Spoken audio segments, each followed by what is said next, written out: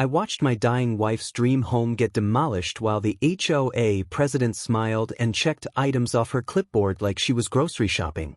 The roar of diesel engines drowned out everything except my own heartbeat pounding in my ears. Sawdust mixed with morning lake mist, creating this sick, sweet smell that made my stomach turn. The crunch of splintering wood echoed across the water as my $2.3 million lakefront mansion, the place Sarah and I planned to grow old together, got turned into rubble over $847 in bogus fees. Deborah Whitmore stood there in her pressed blazer, practically glowing with satisfaction. She thought she'd finally crushed the troublemaker who dared question her authority. What she didn't know was that she was standing on my land. All of it. Every acre in this valley. And she just made the worst mistake of her life. What would you do if your HOA demolished your dream home while you stood there helpless? Or so they thought. Comment below and tell me where you're watching from because this revenge is about to get legendary. My name is Marcus Blackwood and 3 years ago, I thought I had life figured out. I just sold my software company for $40 million at age 48. And my wife Sarah and I were finally going to build our dream retirement home. We'd found this perfect spot in Willowbrook Valley, Colorado. 847 acres of pristine mountain wilderness wrapped around a crystal-clear lake about 2.5 hours from Denver. Sarah had stage 4 pancreatic cancer when we bought the land. The doctors gave her 6 months, but she was determined to see our house built. She'd sit in her wheelchair on the construction site, directing workers with this fierce joy that made everyone fall in love with her. The smell of fresh pine lumber became her favorite scent because it meant we were building our future together. The sound of hammers ringing against nails was music to her ears. She passed away 3 months before the house was finished. I moved into our lakefront mansion alone, carrying her ashes in a wooden box she'd picked out herself.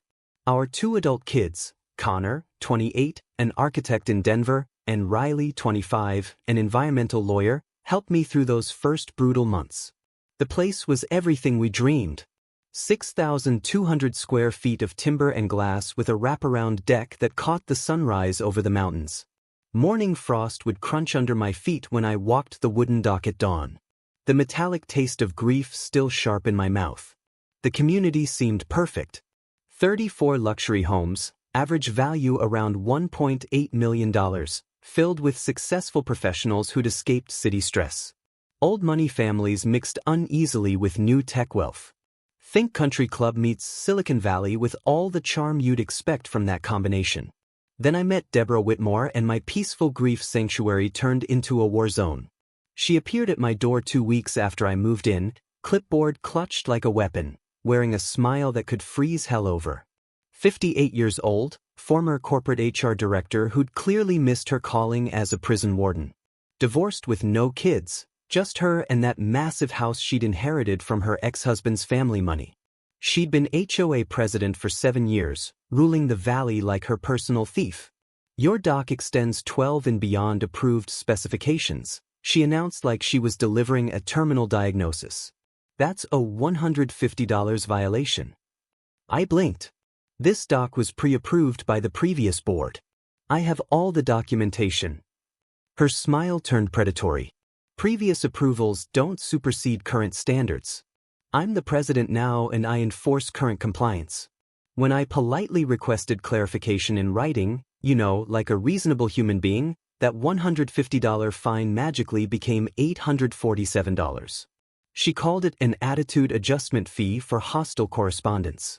Apparently, asking for basic documentation qualified as acts of war in Deborah's twisted kingdom. I started digging and discovered the ugly truth. Tom Chen whispered how she'd terrorized his elderly parents into selling by claiming their medical oxygen equipment violated aesthetic guidelines. Maria Santos showed me photos of blatant violations on properties owned by Deborah's inner circle. Violations that mysteriously never resulted in fines. Florence Pike, an 82-year-old widow, tearfully described how Deborah had forced her to remove her late husband's memorial garden for being non-conforming landscaping. The pattern was crystal clear. Deborah targeted newcomers and anyone who questioned her authority while her cronies violated rules with complete impunity. She'd perfected the art of selective enforcement, driving out undesirable residents through financial warfare and psychological terrorism. What I didn't know yet was that several families had already been forced to sell at massive losses, fleeing Deborah's reign of terror. The Hendersons had lost nearly $300,000 selling under duress after she'd manufactured a series of escalating violations. I was about to become her next victim. Or so she thought. 2 days after my polite request for documentation, I got a call that made my blood run cold. It was my bank. "Mr. Blackwood, we need to discuss a complication with your mortgage. There's been a lien placed on your property for unpaid HOA fees." I nearly dropped the phone. That's impossible. I never received proper notice of any meeting. The metallic taste of panic filled my mouth as the banker explained the details. Deborah had called an emergency HOA meeting with exactly 48 hours notice, perfectly timed for when she knew I'd be visiting Riley in Denver. She'd pushed through a vote to place a lien on my property with only her inner circle present. Tom, Maria, and Florence had no idea it was even happening. But here's where Deborah really showed her true colors, the mini twist that revealed just how vindictive she could be. While I was dealing with the shock of the lien, she'd also published the monthly community newsletter featuring a full-page article titled "Maintaining Community Standards, a Shared Responsibility." The piece never mentioned names, but it might as well have included my photo. It described a homeowner who'd constructed unauthorized modifications and responded with inappropriate hostility to reasonable enforcement measures. Every detail pointed straight at me, down to describing someone who clearly doesn't understand the importance of community harmony, subtle as a sledgehammer to the face, our Deborah. I'd learned a thing or two about legal warfare during my software company days, and I knew Riley's environmental law background had taught her about bureaucratic combat. My first call went to Patricia Gomez, the county's best real estate attorney. She cut straight to the chase. "Marcus, I've seen this before.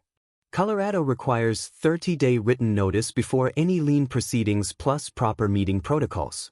If they violated either requirement, and it sounds like they violated both, we can get this thing thrown out faster than last week's fish." That conversation reminded me of something I'd read years ago during a property dispute with a previous business partner. HOA liens aren't automatic.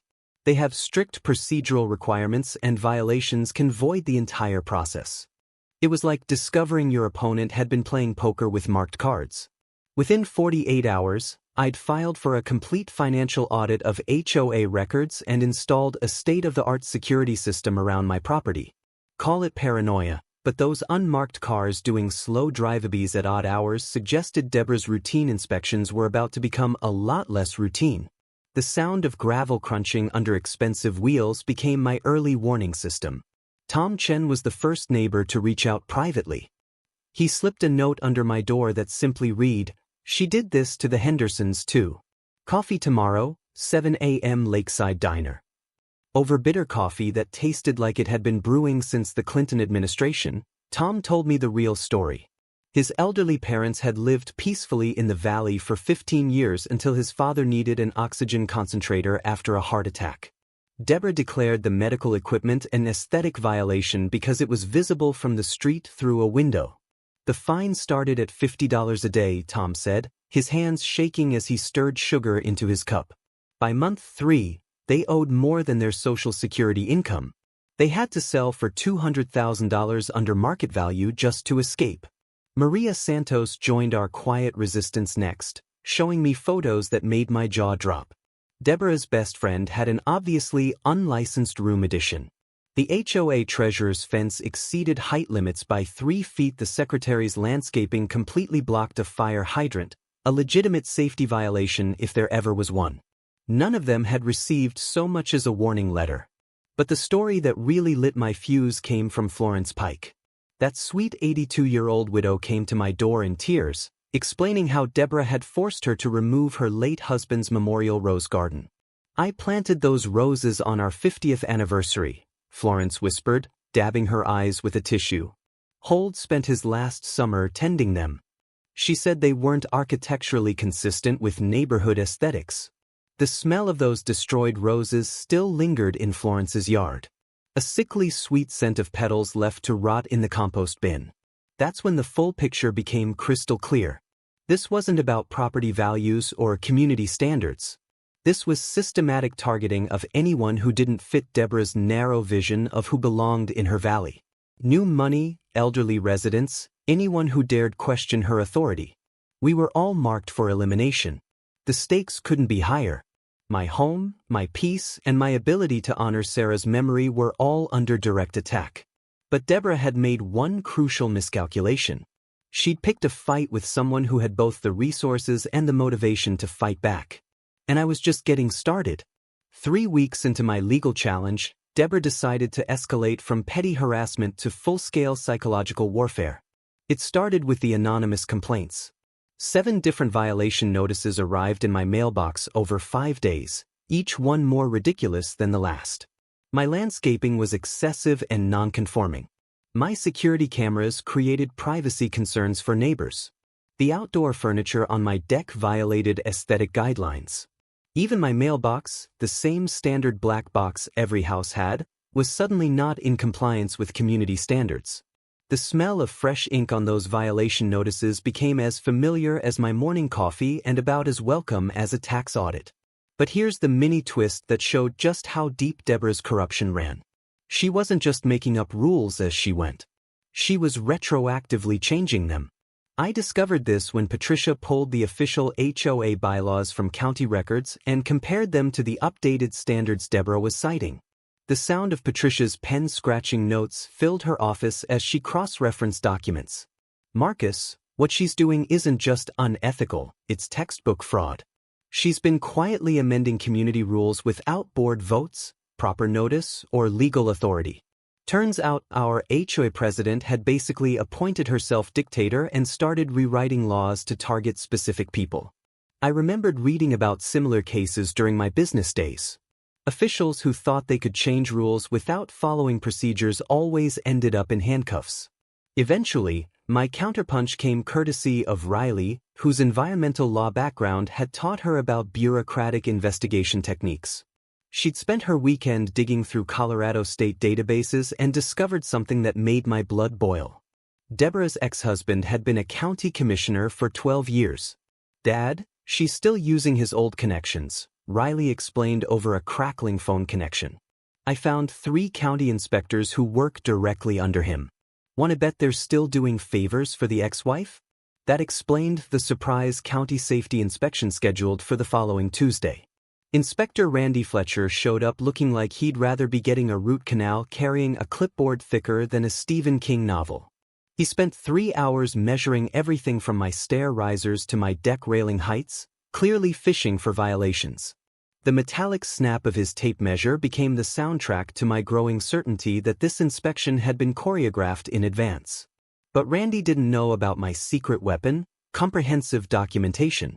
Every conversation, every measurement, every theatrical discovery he made was being recorded by my security system.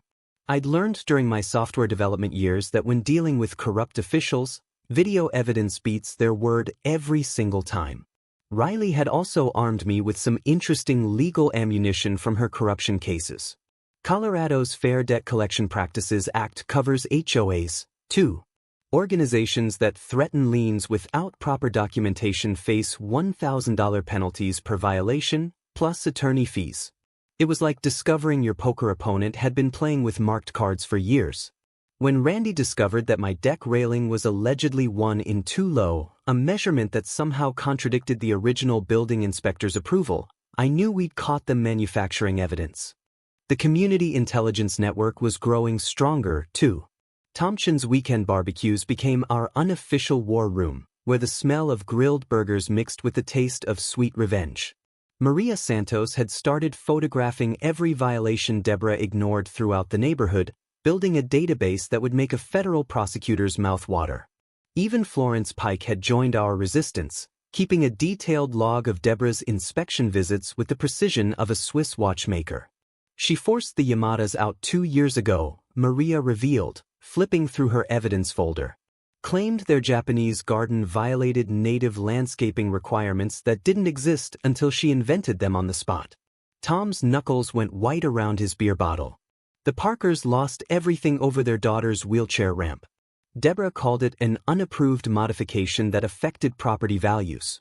The pattern was crystal clear. Systematic elimination of anyone who didn't fit Deborah's narrow vision of who belonged in her valley. Discrimination disguised as property management successful because victims either couldn't afford legal battles or didn't understand their rights. The evening mountain air carried the sound of distant laughter from other neighborhood gatherings, a reminder of the peaceful community this could be without Deborah's tyranny. But she'd made one fatal miscalculation this time. She'd picked a fight with someone who had deep pockets, legal connections, and a daughter who specialized in dismantling corrupt officials piece by piece. Deborah thought she was tightening the noose around my neck. Instead, she was weaving the rope that would hang her entire criminal enterprise. By month 2 of our war, Deborah had apparently decided that subtlety was overrated. She was done playing games and ready to go nuclear. The acceleration started with an emergency assessment notice that appeared in my mailbox on a Tuesday morning. Every homeowner was being charged $2,800 for immediate structural repairs to community infrastructure. The notice gave residents exactly 10 days to pay with late fees starting at $150 per day. The paper felt expensive between my fingers. Premium cardstock that probably cost more than most people's grocery bills. Deborah wasn't just stealing our money. She was doing it with style. But here's where the mini twist revealed just how desperate she'd become. This wasn't a real emergency assessment. Riley's investigation into the HOA's financial records, which we'd finally obtained through Patricia's legal maneuvering, showed something that made my jaw drop. Every single community improvement expense from the past 18 months matched renovations to Deborah's own property. The $15,000 for entrance gate maintenance coincided with her new wrought iron fence. The $8,500 for landscape consulting happened the same month she installed a professional irrigation system. The $12,000 for legal fees was paid to a law firm that didn't exist. The address led to a UPS store mailbox. "Dad," Riley said during our emergency video call, her voice tight with controlled anger. She's been embezzling HOA funds to upgrade her own house for almost 2 years. This isn't property management, it's organized theft. My counterpunch came in the form of a whistleblower complaint to the IRS and a formal fraud report to the state attorney general's office. But I also had Connor, my architect's son, help me with something more immediately satisfying, a photographic surveillance operation. Connor spent his weekend hiking around the valley with a telephoto lens, documenting every upgrade to Deborah's property.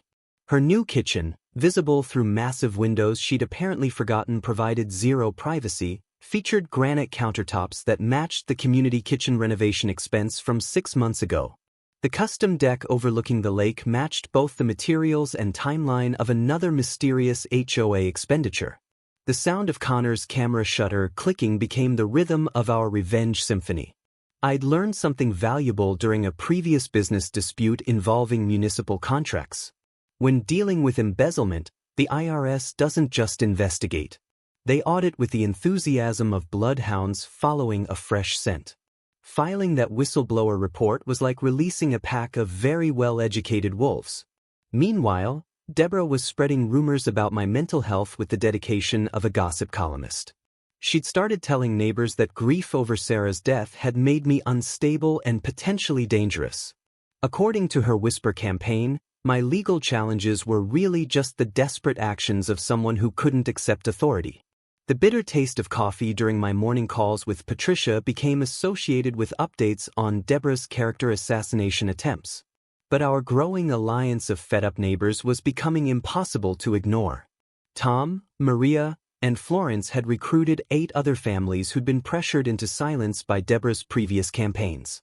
Each family brought documentation of selective enforcement, manufactured violations, and financial abuse. Mrs. Chun showed us photos of the oxygen equipment violation that had forced Tom's parents to sell. The Santos had recorded phone calls where Deborah admitted to making examples of troublemakers. Even quiet Mr. Peterson from the end of the lake had security footage of Deborah trespassing on his property to photograph violations that existed only in her imagination. She threatened to have our dogs removed by animal control, Maria revealed during one of our evening strategy sessions. said our golden retrievers were aggressive breeds that violated insurance requirements.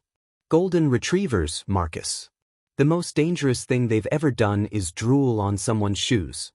The smell of Maria's homemade enchiladas filled her kitchen as we spread evidence across her dining room table like generals planning a military campaign. Every photo, every recording, every financial document painted the same picture. Systematic abuse of power for personal gain. Florence had been keeping the most detailed records of all.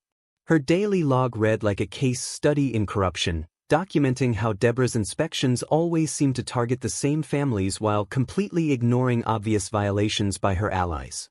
She's been doing this for 7 years, Florence said, adjusting her reading glasses as she reviewed her notes. 7 years of destroying families and stealing money, all while pretending to protect property values. The community dynamics had completely shifted. What started as isolated families suffering in silence had become a coordinated resistance movement. Deborah's reign of terror was finally facing organized opposition, and she was running scared. That's when she made her biggest mistake yet, filing a petition to have me forcibly removed from the community for disruptive behavior and mental instability. She actually tried to argue that my legal challenges proved I was unfit for community living.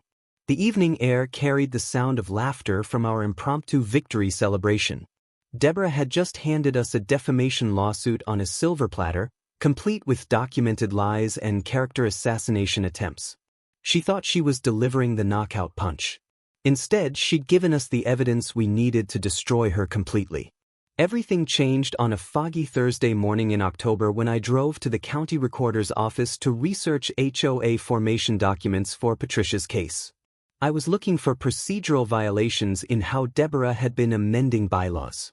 What I found instead made me pull over to the side of the road and stare at the documents in complete shock.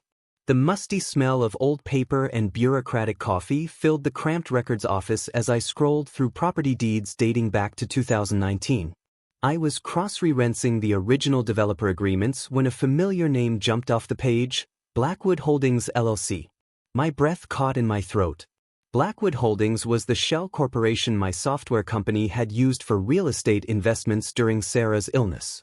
In the chaos of her final months and my grief afterward, I'd completely forgotten about several automated purchases my financial advisor had made. But there it was in black and white. Blackwood Holdings LLC had purchased the entire 847-acre Willowbrook Valley in March 2019 for $12.8 million. The metallic taste of adrenaline flooded my mouth as I read the fine print.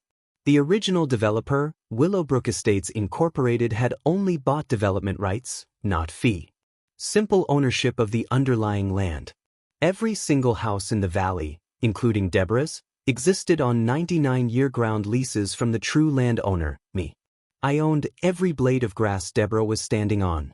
Every tree she'd ordered cut down. Every inch of lakefront she thought she controlled. The woman who'd been terrorizing me with fake violations and illegal liens was technically my tenant. The sound of my heart pounding echoed in my ears as the full implications hit me. As ground lessor, I had ultimate authority over all property use in the valley. The HOA existed only by my permission. Every lien, every assessment, every rule change was subject to my approval as the superior property owner. I remembered Sarah encouraging that land investment during one of her lucid moments between chemo treatments. "It's not just about the money," she'd whispered, holding my hand in her hospital bed. "Someday we might be able to protect a place like this for families who really need it." She'd been right as usual. Even in her final weeks, she'd been thinking about legacy and protecting others. The clerk behind the counter looked concerned as I sat there staring at documents with what must have been a very strange expression. I mumbled something about needing copies and stumbled out to my truck in a daze. This changed everything. I could end Deborah's reign of terror with a single phone call. Evict her, dissolve the HOA, restructure the entire community however I wanted. The nuclear option wasn't just available, it was legally bulletproof. But as I sat in my truck, watching the morning fog lift off the lake, I realized something important. Simply revealing my ownership would solve my immediate problem, but might not protect future residents from similar abuse. Deborah would be gone, but the system that allowed her to flourish would remain intact. There was a better way. A way that would expose her corruption, compensate her victims, and create lasting protections for the entire community. Sarah had always believed in justice that healed rather than just punished. The cool October air carried the scent of pine needles and possibility as I made my decision. I wouldn't play my ace card yet. I'd gather enough evidence to destroy Deborah's operation completely, then use my ownership authority to build something better in its place. Patricia nearly dropped her coffee when I called with the news. Marcus, this is unprecedented. You could literally shut down the entire HOA today.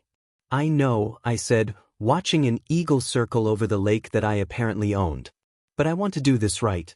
Sarah and I bought this land to create something special. Let's make sure it stays that way. Riley was even more excited about the strategic possibilities. Dad, as ground lessor, you can restructure the whole governance system, create resident protections that can't be overturned by future boards, build in transparency requirements, term limits, financial oversight, everything needed to prevent another Deborah. The revelation felt like Sarah reaching out from beyond to hand me the tools I needed, not just for revenge, but for redemption. This valley could become the community she'd envisioned, a place where neighbors looked out for each other instead of tearing each other down. I decided to keep gathering evidence while Deborah dug her own grave deeper. Let her escalate her attacks, commit more crimes, reveal the full extent of her corruption. When the time came for my revelation, it would be devastating and complete. The woman who demolished my house thinking she owned the place was about to learn exactly who held the real power in Willowbrook Valley. The week after my groundbreaking discovery, my house turned into a war room that would make the Pentagon jealous. Riley drove up from Denver with boxes of legal files. Connor brought architectural survey equipment. And Patricia arrived with a forensic accountant who looked like she could audit Al Capone's books and still have energy left for hot yoga. The smell of fresh coffee mixed with the ozone scent of multiple laptops running at full capacity as we mapped out our strategy across Sarah's antique dining room table, the one she'd insisted we buy for important family meetings. She would have loved this particular meeting. Okay, Team Riley announced, spreading financial documents like a general planning D-Day. We're building multiple cases simultaneously. Criminal fraud, civil RICO violations, environmental crimes, and constitutional civil rights violations. By the time we're done, Deborah's going to need more lawyers than a tech startup facing congressional hearings. Our forensic accountant, Janet Morrison, had already uncovered a goldmine of evidence. The HOA books read like a masterclass in creative accounting. If your goal was federal prison time, the scratch of Janet's pen across yellow legal pads became the soundtrack to Deborah's downfall as she traced $127,000 in suspicious community improvements. She wasn't even subtle about it, Janet laughed, the texture of smooth paper rustling between her fingers. Look at this. $8,500 for landscape consulting services paid to Mountain Vista Design Solutions. All coordinated through Riley's network of legal contacts. While Deborah was busy playing victim, we were quietly implementing what Riley called defensive documentation protocols. Connor had already installed backup security systems that Deborah didn't know about. Hidden cameras with wireless transmission capabilities that couldn't be sabotaged by fake utility crews. Every one of her sabotage attempts was being recorded in real time and uploaded to secure cloud servers. Dad, Connor explained while installing the final hidden camera. She just gave us evidence of conspiracy to obstruct justice. Federal investigators love it when targets try to destroy evidence. I'd also learned something valuable from a previous business dispute involving corporate espionage. When someone tries to silence you through legal intimidation, it usually means they're hiding something big enough to destroy them. Deborah's restraining order wasn't just harassment. It was a confession of guilt wrapped in legal paperwork. Riley had filed counter motions documenting Deborah's pattern of abuse and requesting sanctions for frivolous litigation. But more importantly, she'd coordinated with federal environmental investigators to launch a simultaneous investigation into the demolished house debris contaminating the lake. The EPA doesn't mess around with environmental crimes, Riley explained during our emergency strategy call. Once they open an investigation, local corruption becomes a federal matter with serious prison time attached. Meanwhile, Deborah's desperation was escalating to criminal levels. My truck tires got slashed in the grocery store parking lot. 4 perfectly clean cuts that spoke of professional vandalism rather than random mischief.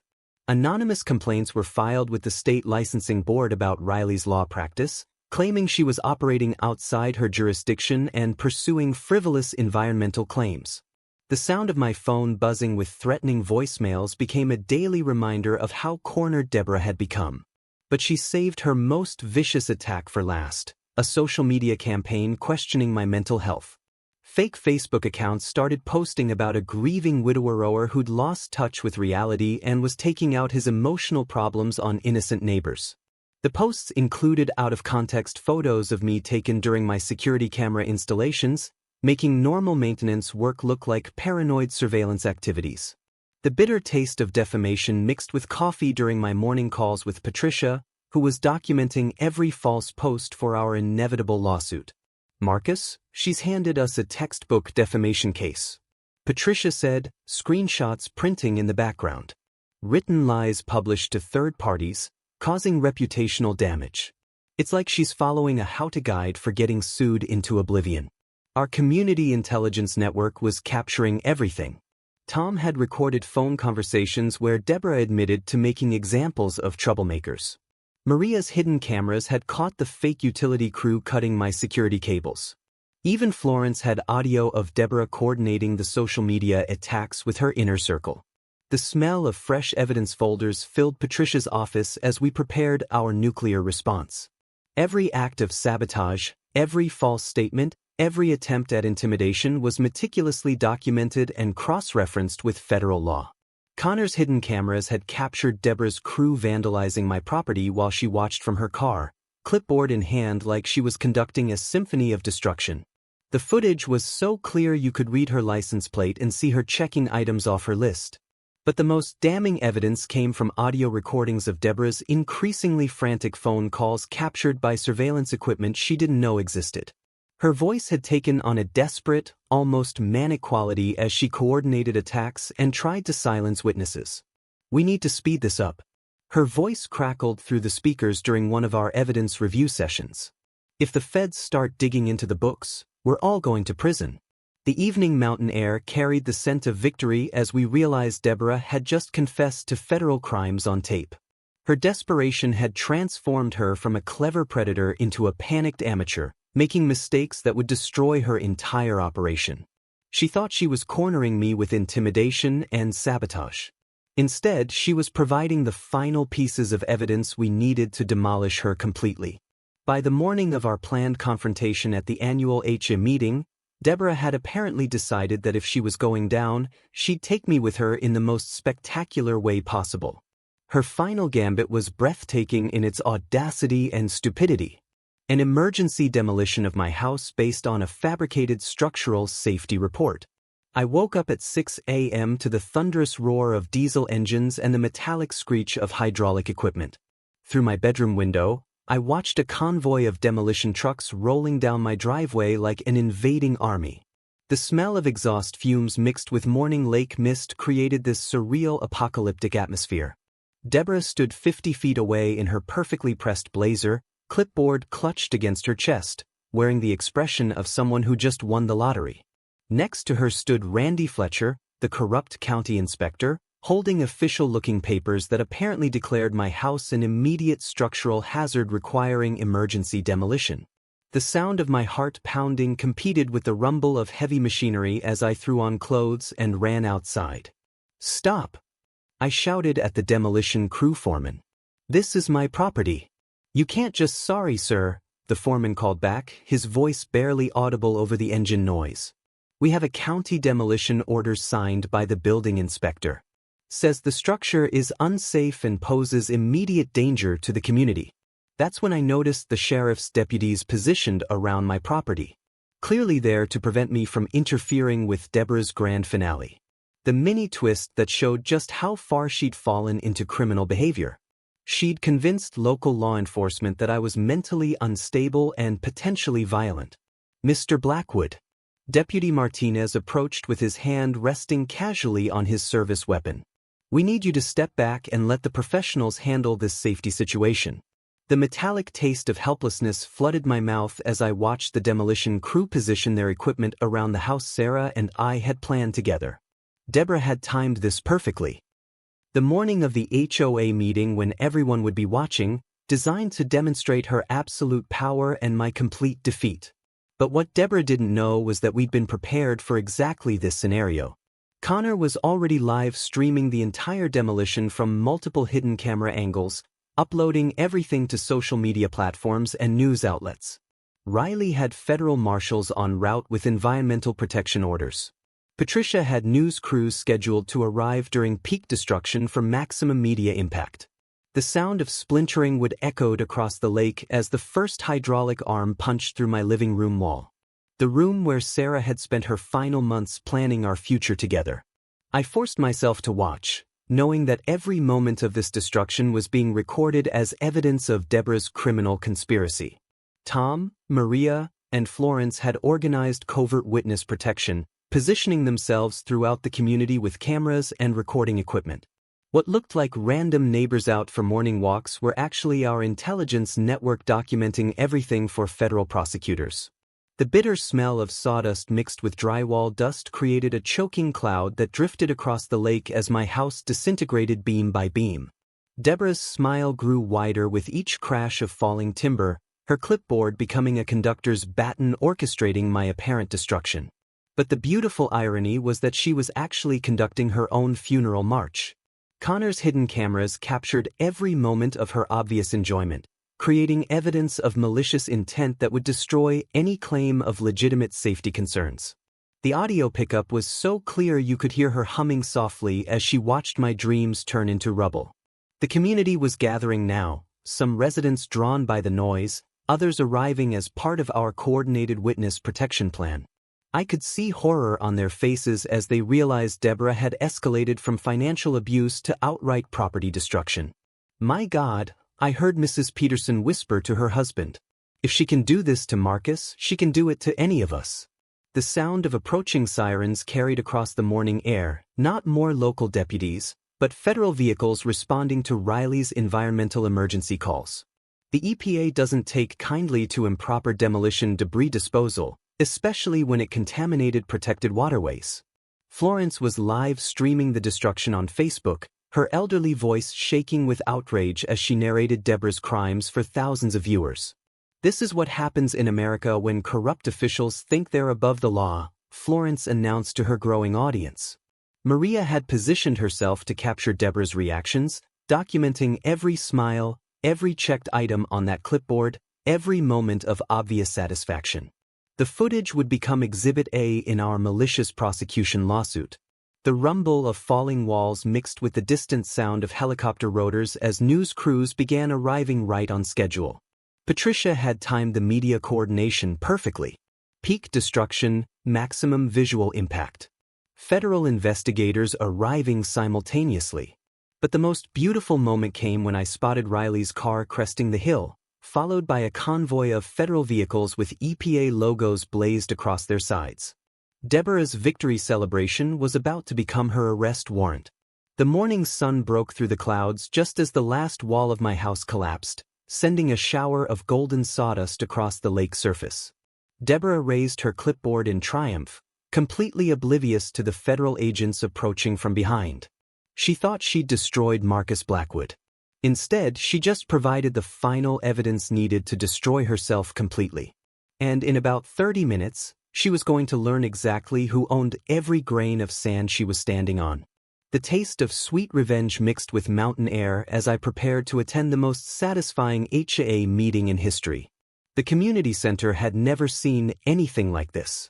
By 7:00 p.m., every seat was filled with residents, plus local media crews, county officials, and what looked like half of Denver's legal community. The smell of nervous sweat mixed with fresh coffee created an atmosphere so thick with tension you could cut it with a butter knife. Deborah stood at the podium like a queen addressing her subjects, clipboard in hand, wearing a smile that could have powered the entire valley. Behind her sat her inner circle of enablers, all wearing matching expressions of smug satisfaction. "Ladies and gentlemen," she began, her voice dripping with false authority. "Today, we successfully addressed a serious safety hazard that threatened our entire community. The emergency demolition of the Blackwood property eliminates a structural danger that could have compromised neighborhood values and resident safety." The sound of her heels clicking against the hardwood floor echoed through the packed room as she paced behind the podium like a prosecutor delivering closing arguments.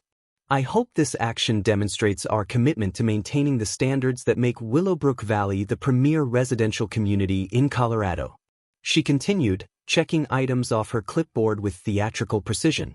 "Mr. Blackwood's unfortunate inability to accept reasonable community guidelines forced us to take decisive action." She paused for effect, scanning the crowd with the confidence of someone who believed she'd already won the war. "Before we proceed with tonight's agenda, I'm calling for an immediate vote to permanently ban Mr. Blackwood from all community property for his pattern of disruptive and potentially dangerous behavior." The metallic taste of anticipation flooded my mouth as I stood up slowly from my seat in the back row. Every head in the room turned toward me, cameras swiveling to capture what everyone assumed would be my moment of defeat. "Deborah," I said, my voice carrying clearly across the silent room. "Before we vote on anything, there's something everyone should know about property ownership in this valley." I walked calmly to the front, pulling a manila folder from my jacket. "You see, I've been doing some research into our community's legal structure, and I discovered something fascinating." The sound of rustling papers filled the air as I opened the folder and removed county recorder documents. Connor had prepared a PowerPoint presentation that now appeared on the main screen, showing official property records in clear, undeniable detail. It turns out that every single house in Willowbrook Valley, including yours, Deborah, exists on my property under 99-year ground lease agreements. The room erupted in shocked murmurs as the reality hit the crowd. Camera flashes began popping like strobe lights as reporters realized they'd stumbled onto the story of the decade. "That's right," I continued, my voice growing stronger with each word. "Through my corporation, Blackwood Holdings LLC, I own every acre of land you're all standing on. The HOA operates only with my permission as ground lessor." Deborah's face had gone from smug satisfaction to pale shock in about 3 seconds. Her clipboard trembled in her hands as she stared at the documentation on the screen. "You demolished my house this morning, Deborah, thinking you'd finally destroyed the troublemaker who dared question your authority. But you destroyed a building on land you don't own, violated multiple federal environmental laws, and committed felonies in front of 47 witnesses and live stream cameras." Riley stepped forward from the crowd, her environmental lawyer credentials giving weight to her next words. "The EPA has already opened criminal investigations into illegal demolition, debris disposal, contamination of protected waterways, and violation of the Clean Water Act." Patricia emerged from the audience with a thick folder of legal documents. "The State Attorney General's office has filed charges for embezzlement, fraud, conspiracy, and racketeering based on evidence of systematic financial abuse spanning 7 years. The sound of heavy boots on wooden floors announced the arrival of federal marshals through the main entrance. Deputy U.S. Marshal Jennifer Torres stepped forward with arrest warrants in hand. "Deborah Whitmore," Marshal Torres announced, her voice cutting through the chaos. "You're under arrest for conspiracy to commit fraud, embezzlement of federal funds, environmental crimes, and violation of civil rights under color of law." The metallic click of handcuffs echoed through the suddenly silent room as Deborah's reign of terror came to its spectacular end. Her clipboard clattered to the floor, violation notices scattering like leaves in the wind. But I wasn't finished. As ground lessor and true owner of this valley, I announced to the stunned crowd, "I'm immediately dissolving the current HOA board and implementing new governance structures designed to protect residents from exactly this kind of abuse." The taste of justice mixed with tears streaming through open windows as I outlined the changes: mandatory financial transparency, term limits for all board positions, resident voting rights on major decisions, and an independent ombudsman system for dispute resolution. No one will ever again be terrorized in their own home by petty tyrants who think rules don't apply to them, I declared, watching as county investigators began seizing HOA financial records as evidence. Camera crews captured every moment as federal agents led Deborah away in handcuffs, her perfect blazer wrinkled and her authority reduced to nothing. The woman who'd spent 7 years destroying families had been destroyed herself in less than 7 minutes. Florence Pike stood up from her seat, tears streaming down her face. "Thank you, Marcus. Thank you for giving us our community back." The applause started slowly, then built into a thunderous ovation that shook the rafters. Outside, I could hear the sound of news helicopters circling overhead, broadcasting Deborah's downfall to the entire state. The most satisfying HOA meeting in history had just come to its perfect conclusion. 6 months later, Willowbrook Valley had transformed into the community Sarah and I had always dreamed it could be. Deborah Whitmore was serving a 3-year federal sentence in minimum security prison with an additional $200,000 restitution order that would follow her for the rest of her life. Her brother's contracting company had filed for bankruptcy after losing all their licenses, and Randy Fletcher was working as a night shift security guard after being stripped of his inspector credentials. The criminal case had made national news, becoming a cautionary tale about HOA abuse that legal scholars were already citing in academic papers. Patricia told me she'd received calls from attorneys in 12 states dealing with similar corruption cases. But the real victory wasn't Deborah's downfall. It was what we'd built in its place. The new Willowbrook Valley Community Trust operated with transparency that would make Switzerland jealous. Every financial decision required resident approval. Board members served 2-year terms with mandatory rotation, and our independent ombudsman system had already resolved 8 disputes without a single lawsuit. Property values had increased 15% once word spread about our resident-friendly governance structure. Turns out people were willing to pay premium prices for communities where neighbors actually looked out for each other instead of trying to destroy each other. The smell of fresh lumber filled the morning air as Connor supervised construction of my new house. An eco-friendly design that incorporated solar panels, geothermal heating, and a rainwater collection system that would have made Sarah proud. We'd built it on the exact same spot where Deborah had demolished the original as a monument to the fact that justice sometimes comes with a nice view. But the changes went far beyond just governance and construction. Tom Chen's elderly parents had moved back to the valley after we restructured their previous sale to recover the $200,000 they'd lost to Deborah's extortion. Maria Santos now served as our community ombudsman, using her experience with selective enforcement to protect future residents. Florence Pike had replanted her husband's memorial rose garden with the new HOA paying for professional landscaping as an apology for years of abuse. The environmental restoration had exceeded even Riley's expectations. The lake cleanup, funded entirely by recovered embezzlement money, had removed all contamination from the illegal demolition debris.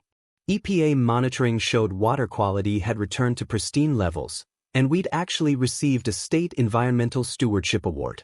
Riley's environmental law practice had gained national recognition from the case, and she'd established a pro bono clinic specializing in HOA abuse victims. "Dad," she told me during one of our weekly calls, "we're getting referrals from communities across the country." Apparently, Deborah wasn't unique. She was just uniquely stupid about getting caught. The Sarah Blackwood Memorial Scholarship had already funded 3 environmental law students at the University of Colorado, with plans to expand the program as our community trust grew. Every year we'd select students who demonstrated passion for protecting communities from exactly the kind of abuse Deborah had perfected. Our annual Healthy Communities Festival had become the social event of the Colorado Mountains, featuring local businesses, environmental education, and workshops on resident rights. The irony wasn't lost on anyone that the Valley's biggest celebration focused on community cooperation. Everything Deborah had spent 7 years trying to destroy. But my favorite change was the most personal one. Every morning I walked the wooden dock that had started this entire war. Watching eagles circle overhead and listening to the sound of children playing in yards where their families no longer lived in fear. The taste of mountain air mixed with the scent of pine needles reminded me daily that Sarah's vision for this place had finally come true. The conservation fund we'd established had protected an additional 500 acres of surrounding wilderness, ensuring that future generations would enjoy the same pristine mountain environment that had drawn us here originally. Sometimes I'd catch myself having conversations with Sarah's memory, telling her about the families who now felt safe in their own homes. The legal precedent from our case had already been cited in 23 other HOA corruption prosecutions across the country. Colorado had passed new legislation limiting HOA authority and requiring financial transparency, with similar bills pending in 6 other states. During our community's second annual meeting under the new governance structure, Florence Pike stood up to make an announcement that brought tears to my eyes. "I want to thank Marcus Blackwood for showing us that good people who organize are always stronger than bad people who cheat," she said, her voice strong and clear. "This valley is proof that communities can heal from even the worst abuse when neighbors stand together." The applause that followed felt like Sarah's approval echoing off the mountains. As I write this, sitting on the deck of our rebuilt house with my morning coffee, I can see Tom and Maria's kids playing by the lake while their parents chat with new neighbors who moved here specifically because of our reputation for fair governance. The sound of laughter carries across water that sparkles in the morning sun, untainted by corruption or fear. Deborah thought she could terrorize people into submission through petty tyranny and selective enforcement.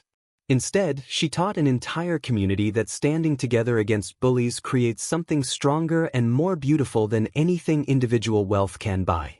And every time I watch an eagle soar over this valley that Sarah loved, I know she'd be proud of what we built from the ashes of Deborah's empire. Now, I want to hear your stories. Drop a comment sharing your worst HOA nightmare. Let's help each other spot the warning signs and fight back against petty tyrants who think they're above the law. And hit that subscribe button for more stories of underdogs outsmarting corrupt systems, because justice is always sweeter when it's shared. Speaking of property rights and corrupt officials, wait until you hear about the city councilman who tried to seize my neighbor's farm through eminent domain. He had no idea she was a retired federal judge with a very long memory and an even longer reach. That's a wrap for today's episode on HOA stories. If you enjoyed watching Karma in action, smash that like button, comment your thoughts, and let us know if you've dealt with HOA madness too. Subscribe so you won't miss the next HOA meltdown we post.